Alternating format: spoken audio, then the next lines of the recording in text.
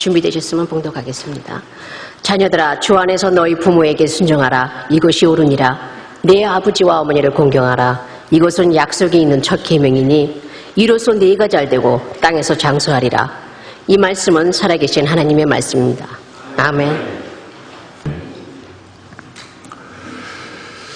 어제 저희 가족이 주로 주일이 어머니 날이기 때문에 잘 지키지 못해서 분위기 있는 레스토랑에서 같이 식사를 했습니다.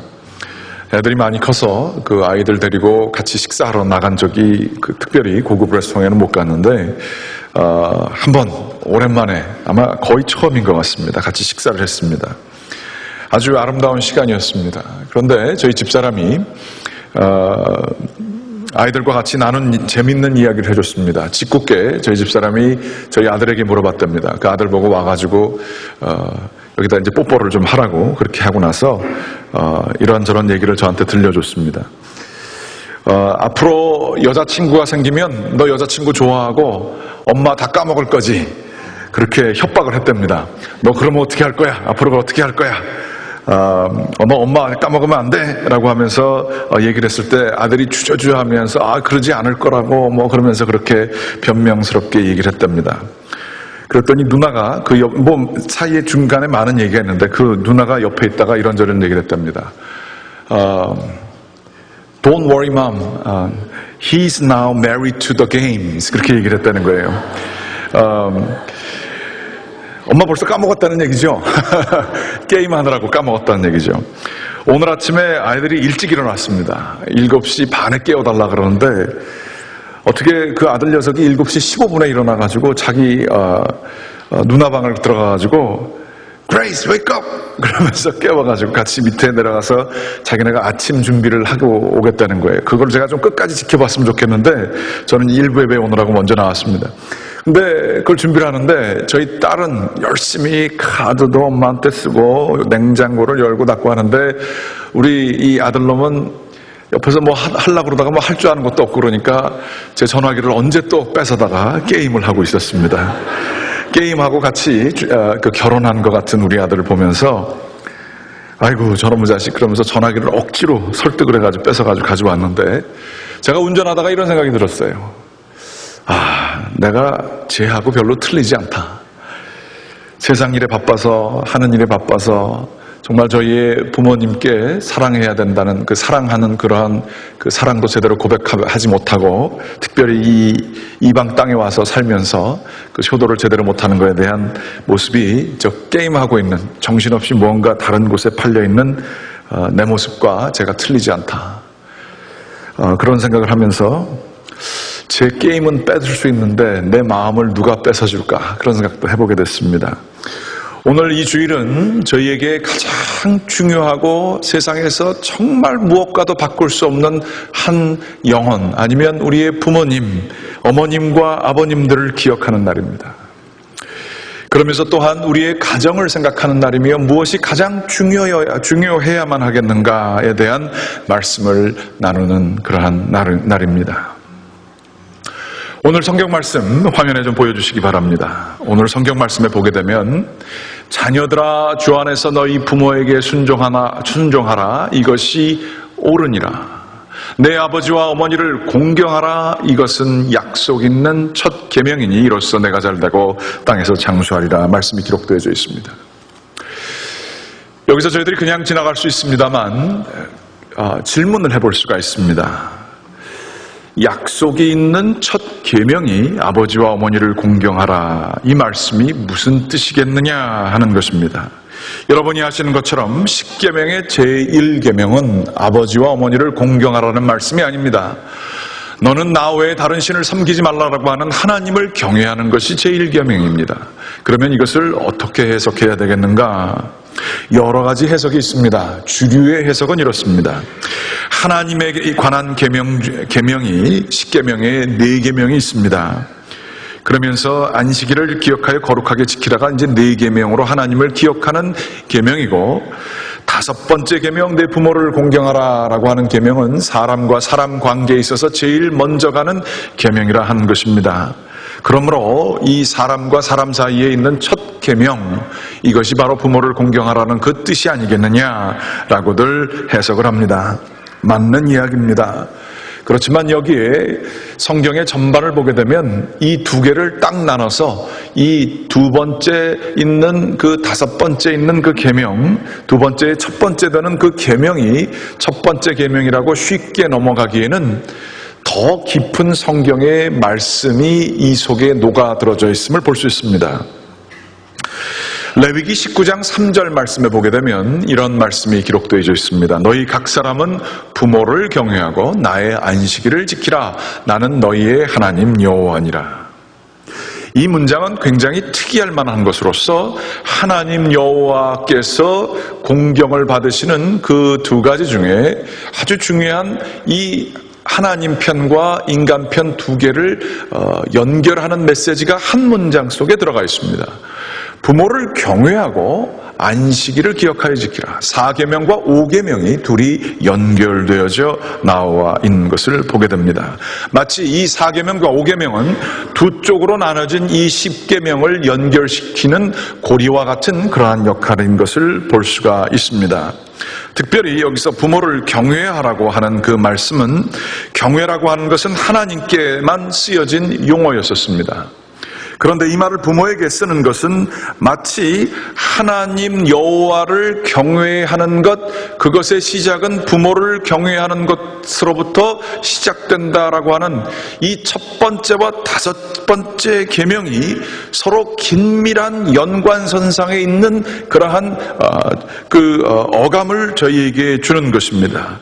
부모를 경외한다라고 하는 것은 두려워하는 것이며 존경하는 두려움을 거기에 내포하고 있습니다. 이것을 신학적으로 탁 캐치한 사람이 마틴 루터라고 하는 종교 개혁자였으며 그 사람은 이 모든 이 십계명의 사상을 같이 나누면서 바로 이렇게 얘기합니다. 부모님은 하나님의 대리자이다. 5계명과 첫 계명은 순서에 따라 정해진 것이 아니라 다섯 번째 계명을 잘 지키는 것이 첫 번째 계명을 잘 지키는 것의 첩경이다. 두 개는 연결되어져 있다. 즉 아버지와 어머니를 공경하라라고 하는 이 말씀은 가장 으뜸된 하나님을 경외하라고 하는 말씀과 두 가지가 같이 깊게 뿌리를 같이 하는, 그러나 그 열매는 다른 그러한 같은 모습이라고 하는 것을 성경은 증거하고 있다는 그러한 말씀인 것입니다. 그러므로 이 부모님에 대한 경외함, 이것은 하나님을 경외하는 것이라 생각하게 될 때에 성경에 이거 너무 좀 과격한 말씀이 아닌가라고 하는 것들이 이해가 되는 것이 있습니다. 잠언 21장 15절서부터 17절까지의 말씀엔 15절과 17절 말씀은 이렇게 기록되어져 있습니다. 자기 아버지나 어머니를 치는 자는 반드시 죽일지니라. 부모를 때렸다 그러면 그거는 반드시 죽일지니라. 좀 겁나죠? 자기의 아버지나 어머니를 저주하는 자는 반드시 죽일지니라. 성경에 이런 얘기가 써 있어요. 아버지 어머니 그분들이 나한테 해준 게 뭐가 있어? 라고 하며 부모님을 저주하는 경우에 성경은 반드시 그들을 죽일지니라 이렇게 얘기하고 있어요. 이것은 부모에게는 정말 부모도 사람인데 사람과 사람이 그저 저주했다고 해서 한 대 친 거 가지고 죽인다라고 하는 건 너무나 심각한 형벌이 아니겠느냐. 우리의 이 인간 중심주의적인 생각으로는 그렇게 생각이 되어집니다만 좀 전에 말씀 나눈 것처럼 다섯째 계명과 첫째 계명의 그 긴밀하게 연결되어져 있는 뿌리를 인식하게 될 때에 부모를 공경하지 못하는 것은 하나님을 공경하지 못하는 것이고 부모를 때리는 것은 하나님을 모욕하는 신성모독죄에 해당된다라고 하는 그 어감이 있게 될 때에 이해할 수 있는 성경 구절이 되는 것입니다. 레위기 20장 9절 말씀에도 만일 누구든지 자기의 아버지나 어머니를 저주하는 자는 반드시 죽일지니 그가 자기의 아버지나 어머니를 저주하였은즉 그의 피가 자기에게로 돌아가리라. 하나님께서 바로 자기의 부모님을 저주하는 자들에게는 그들의 그들의 생명의 피가 다시 자기에게로 돌아가리라. 죽음을 면치 못하려는 그러한 하나님의 신성한 법칙을 만드셨음을 레위기에서 얘기하고 있는 것입니다.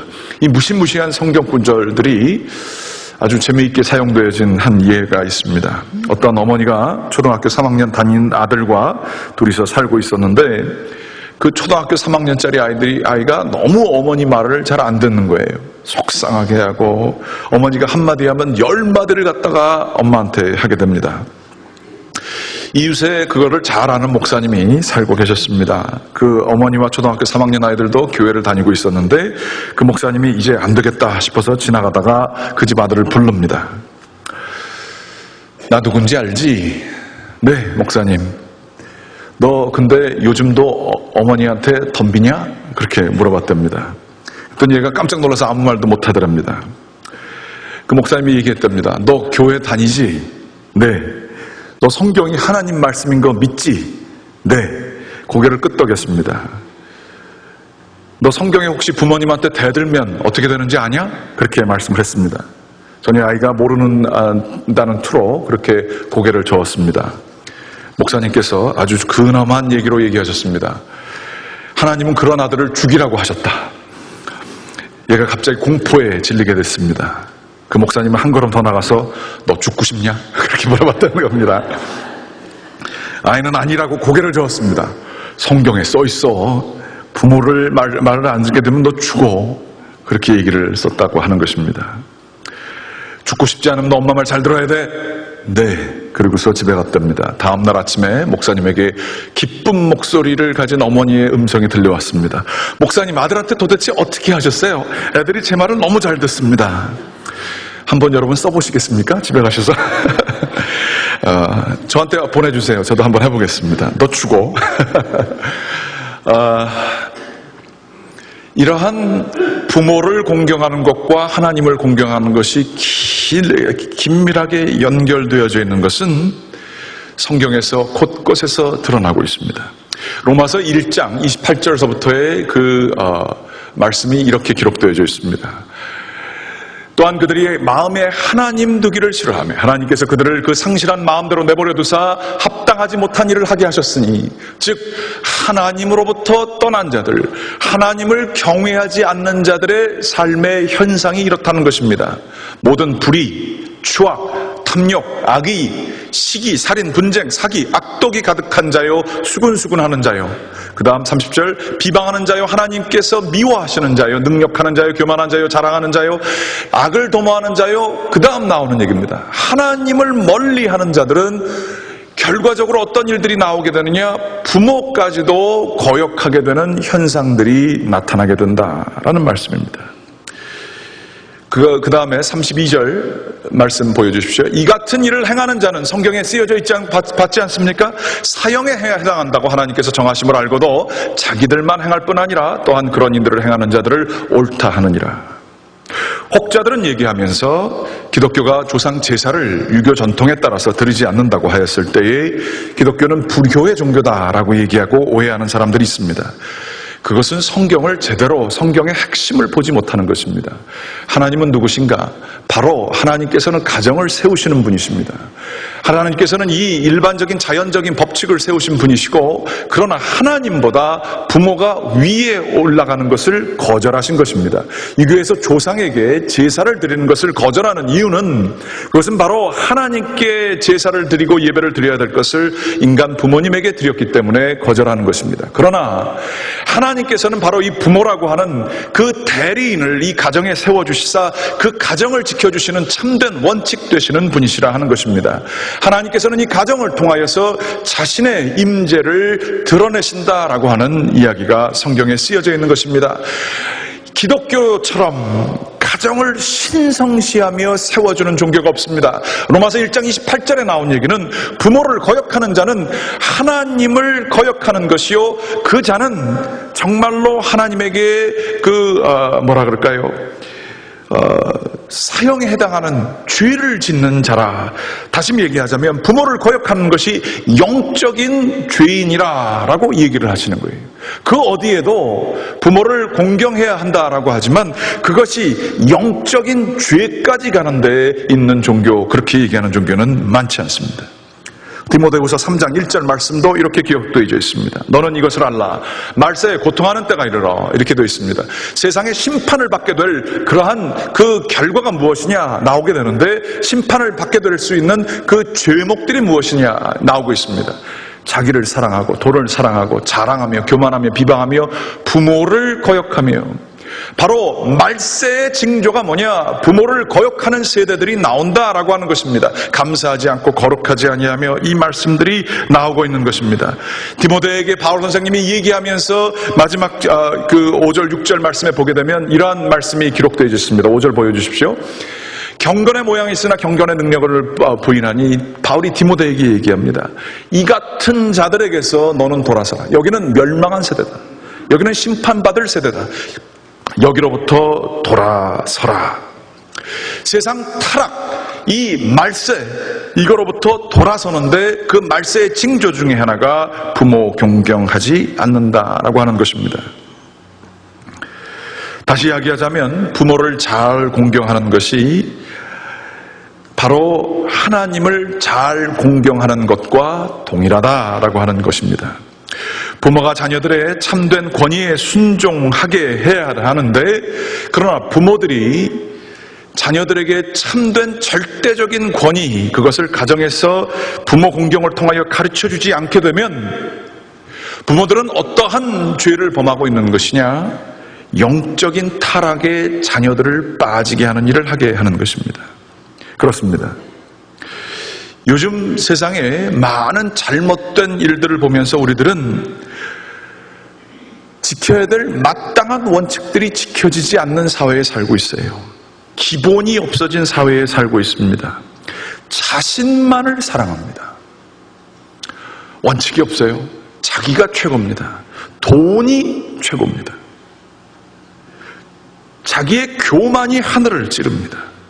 자랑이 있습니다. 비방합니다. 참된 감사들이 없습니다. 무정합니다. 이 말세의 징조들이 나타나는 그 원인이 영적인 문제고 심판받을 세대인데, 그것이 부모 공경과 엮여져 있다는 사실이에요.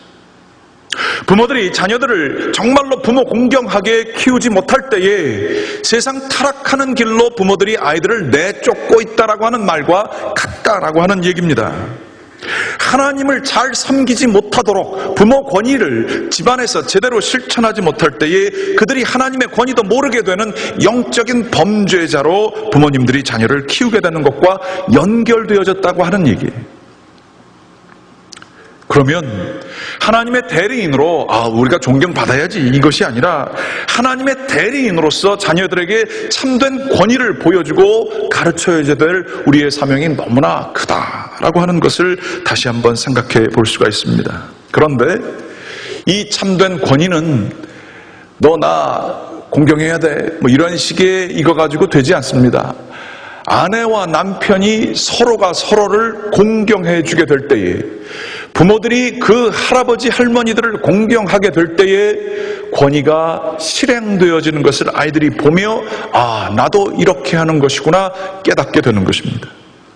그때 아이들이 영적으로 바로 서게 되며 결론적으로는 사회가 질서가 세워지게 되고 말세에서 세상을 구원해서 디모데처럼 바로 이 세상에서 등지고 하나님의 쪽으로 오게 되는 참된 구원의 길로 아이들을 이끌 수 있다라고 하는 거예요. 세상을 변혁시키는 것이 가정에서부터 일어난다라고 하는 그 얘기인 것입니다. 그러면 어떻게 아내와 남편이 서로가 서로를 공경하며 참된 권위를 보여줄 수 있을까요? 요즘에 제가 얘기를 듣습니다. 아내 되시는 분들이 자기 남편을 일컬어서, 저도 재밌게 듣고 같이 웃었던 경험들이 많이 있는 얘기지만 그게 영적으로 큰 문제다라는 생각을 생각하면 할수록 더 드는 얘기가 있습니다. 우리 집 큰아들입니다. 그렇게 얘기할 때입니다. 우리 집 아들이 둘인데요, 알고 보면 아들이 셋이에요. 저희 큰아들입니다. 남편도 거기서 웃습니다. 그러고 웃습니다. 그게 근데 웃을 일이 아니더라고요. 애들을 아버지 없는 자식으로 키우는데 아버지도 자기가 그 역할을 다 포기하고서 웃는 겁니다. 아내들이 아버지를 자녀들 있는 데 앞에서 아내가 남편을 공경해주는 모습, 아버지의 위치를 매겨주지 않으면 아버지가 자기 위치를 어떻게 매길 수 있겠습니까? 아내들은 이렇게 얘기할지 모릅니다. 평등해야죠. 저 사람이 나한테 존경받을 만한 것을 해야 내가 존경해주고 아들한테도 아들한테도 그걸 가르쳐주지요. 평등 얘기하지 마십시오. 성경은 평등 얘기한 적 없습니다. 서로 섬기는 것만을 얘기했을 것입니다. 남이 섬기지 않기 때문에 내가 섬기지 않는 것이 아니라 내가 내 입장에서 해야 될 하나님께 받은 명령은 무엇이냐?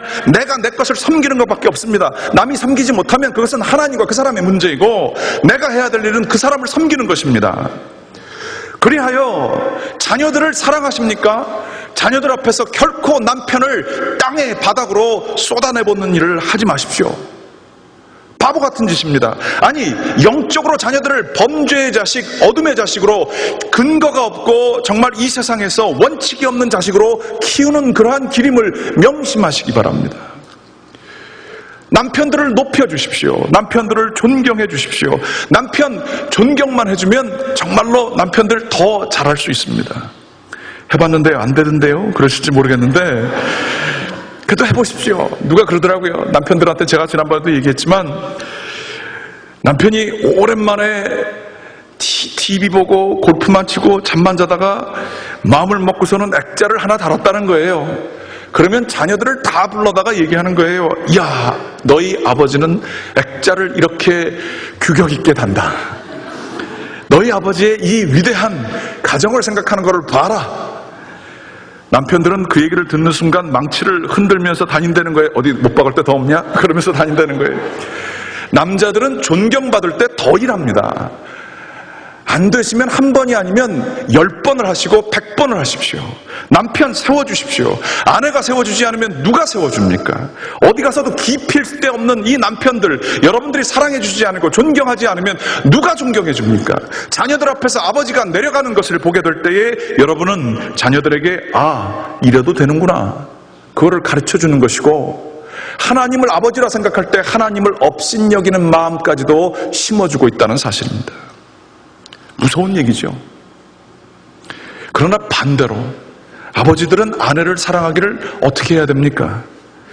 그리스도께서 교회를 사랑하실 때 교회를 위해서 십자가를 바치셨다고요. 자기 목숨을 바치셨다고요.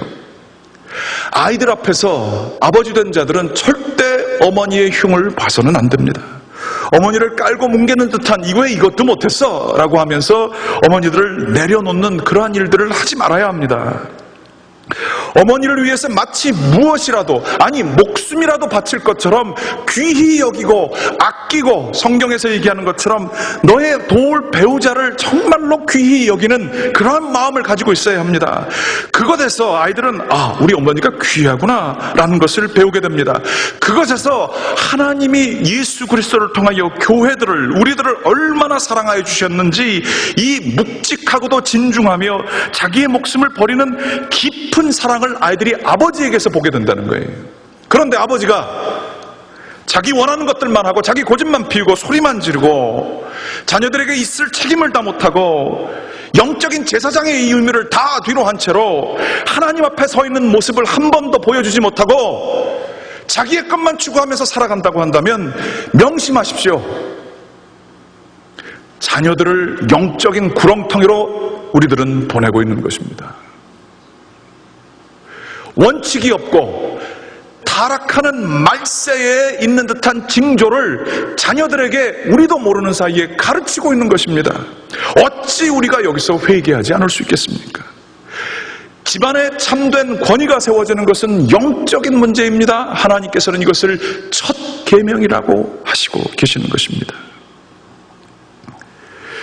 자신의 뜻에 어긋나지만 이해할 수 없는 일들이 많이 있지만 아내가 남편에게, 남편이 아내에게 자기의 뜻을 꺾고 순종하며 서로가 높여주게 될 때에 자녀들은 이러는 거구나, 내가 이거 있지만 나를 꺾고 순종하는구나, 이런 게 옳은 거구나, 이것을 자기도 모르는 무의식 속에서 배우게 되는 것입니다.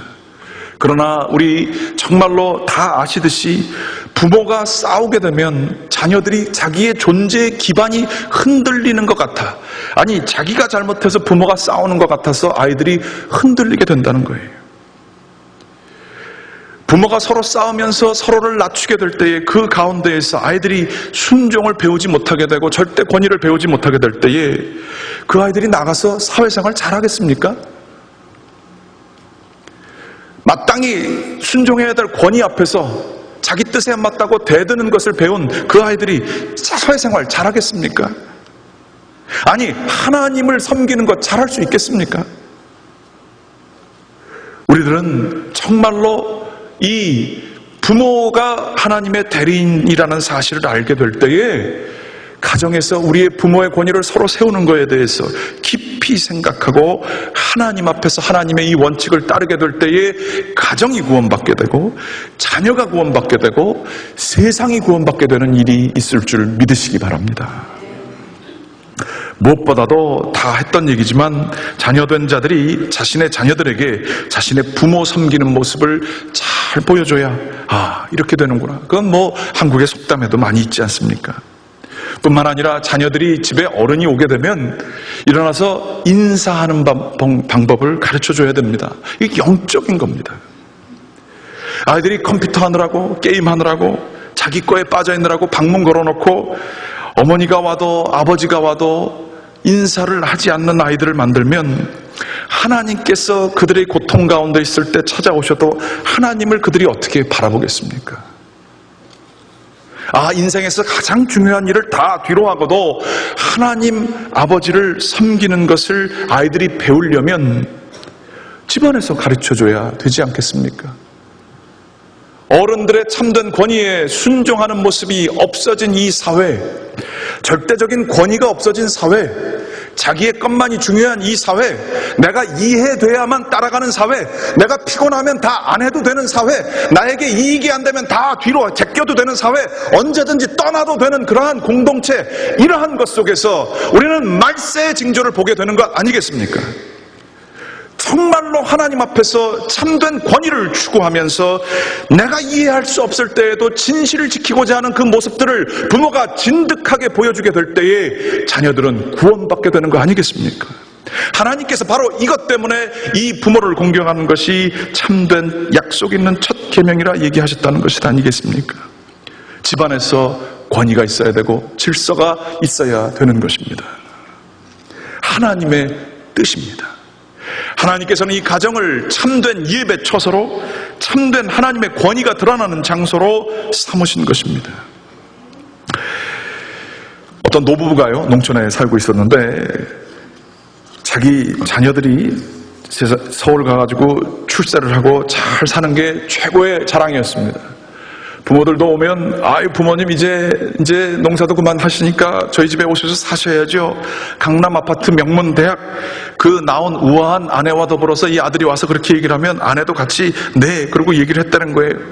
그러고서 부모님들이 우리가 뭐 나이가 들었는데 어떻게 너희들이랑 같이 살겠느냐, 너희 부담된다. 뭐 아주 모든 집안에서 있는 그러한 거였고 추석이나 설이 되면 이 가정이 빠지지 않고 집에 왔다는 거예요. 동네 사람들이 다 기뻐했다는 거예요. 야, 저 집은 저 자식이 강남에서 잘 산다, 그렇게 얘기를 했다는 거예요. 그래서 부모는 늘 으쓱하면서 살았다는 겁니다. 그러다가 어머님이 돌아가셨대요. 아버님 혼자 남으셔가지고 이 아들이 어머님도 돌아가셨으니 어떻게 하시겠습니까? 다 정리하고 오시지요.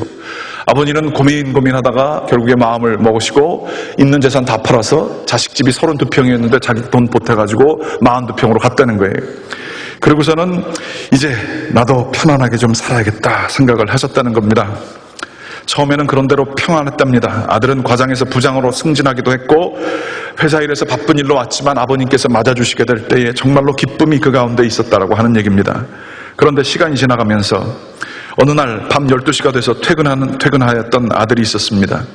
일찍 퇴근해서 돌아와 보니까 집안에 아무도 없었던 것입니다. 그래서 식탁 위에 뭐가 있나 이렇게 보니까 아내의 메모가 있었답니다. 메모에 여보 모처럼 우리 외식하러 나가요. 식사 안 하고 퇴근했으면 전기밥솥에 밥 있고 냉장고 뒤져 반찬 찾아 드세요. 좀 늦을지도 몰라요. 그래서 가족을 기다리는 동안 그냥 찬밥 이렇게 대충 먹으면서 있었다는 거예요. 딱 들어오는데 자기 아내하고 딸만 딱 들어오더래요. 그래서 아니 왜 둘만이야? 아버님 어디 가셨어? 그랬더니 둘만이야 라는 얘기에 아내가 얘기했답니다. 아, 왜 둘만이에요? 저희 이 강아지 민키도 있지 않아요? 딱 그렇게 얘기를 했다는 거예요. 아니 그럼 아버지는 어디 갔어? 아버지가 안 계세요? 여기 계신 줄 알았는데. 그러면서 아버지가 없는 것을 확인하고 이 사람이 아버지 어디 가셨나 그러면서 하는데 아버지 있는 방에 가보니까 쪽지 하나가 있답니다. 여러분 이거 들으셔서 아실 거예요. 3번아 6번은 간다 잘 살아라 그러고 쓰여졌다는 거예요. 이 말이 무슨 뜻인지 아들이 몰라가지고 아버지한테 이렇게 해도 연락이 안 되는 거예요. 그래서 아버지를 그 다음날 일어나가지고 열심히 찾는데 그 노인정에 가보니까 아버지가 안 계시다는 거예요. 아버지 어디 가셨는지 혹시 아세요? 그러면서 3번아 6번은 간다라고 했는데 이게 무슨 뜻인지 아세요? 그랬더니 사람들이 껄껄 웃으면서 얘기했었던 거예요. 우리 집에 가보니까 우리 며느리가 넘버원, 두 번째가 딸내미, 그 다음에 세 번째가 뭘 것 같으세요? 그 남편, 네 번째가 3번이니까 남편, 네 번째가 그 집 강아지 민키, 다섯 번째가 가정부, 그리고 내가 6번이다. 그렇게 사람들한테 노인정에서 얘기했다는 거예요. 그래서 그 아버지가 얘기하면서 쓴 게 3번아 나 6번 간다. 그렇게 얘기하셨다는 거예요. 이게 원래 농담인데 제가 이게 너무 심각하게 얘기를 해버려가지고 죄송합니다. 근데 이게 농담인데 웃을 수만은 없어요. 집안에 이러한 질서가 매겨지지 않은 것, 참된 권위와 존중돼야 될 것들이 존중되지 않는 이 사회에서는 정말로 안타까운 것들이 많이 있죠. 성경에 보게 되면 바락, 우리 오바마 대통령의 first name이 바락 아니에요? 바락이 그게 원래는 성경의 언어로 보게 되면 축복이라는 뜻이 아니겠습니까? 근데 그 바락이라고 하는 얘기는 결코 우리가 생각하는 복이 아닙니다. 바락의 그 뜻은 바로 에베소서에 나오는 신령한 복과 매우 유사한 존재하게 되었음에 대한 감사가, 존재하게 된 것 자체가 복임을 깨닫는 것이 성경에서 얘기하는 바락이라고 하는 뜻이라는 거예요. 내가 이 세상에 존재할 수 있었던 것이 복인데 그 나에게 이 축복, 존재의 축복을 주신 분이 누구냐? 바로 우리 부모님이십니다. 창조주 하나님을 대신하여서 나에게 생명을 건네주신 축복의 통로, 참된 복, 우리에게 복을 주신 그 은혜의 대상, 그것은 바로 우리의 부모님이신 것입니다. 그들은 저희에게 하나님이고 그들은 바로 우리에게 하늘이자 땅이 되는 것입니다. 제가 오늘 목회 칼럼에도 썼지만 이러한 얘기가 있습니다.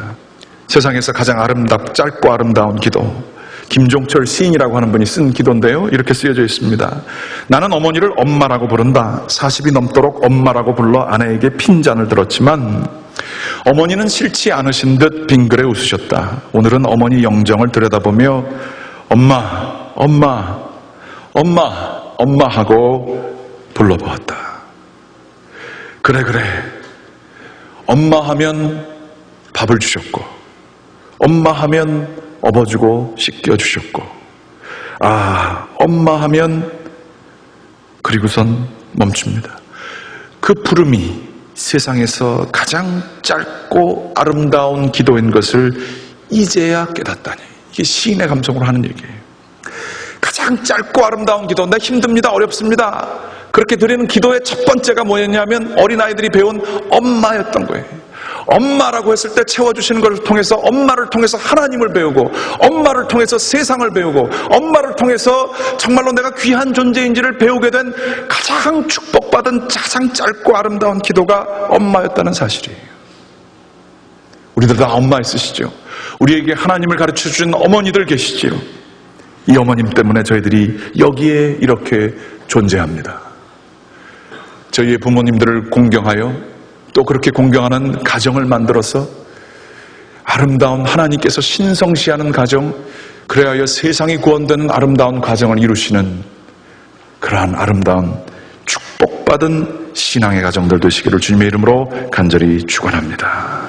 기도하시겠습니다. 아버지 하나님,